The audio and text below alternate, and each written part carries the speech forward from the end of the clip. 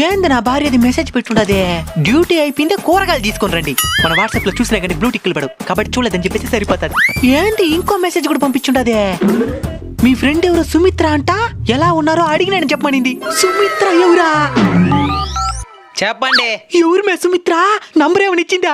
సుమిత్ర లేదు, సింతకాయ లేదు. మీరు మెసేజ్ చేసినా చూడనట్టుంటారు కాబట్టి సుమిత్ర అని మెసేజ్ చేసినా ఫోన్ చేస్తారని. కూరగాయలు మర్చిపోకుండా తీసుకురండి.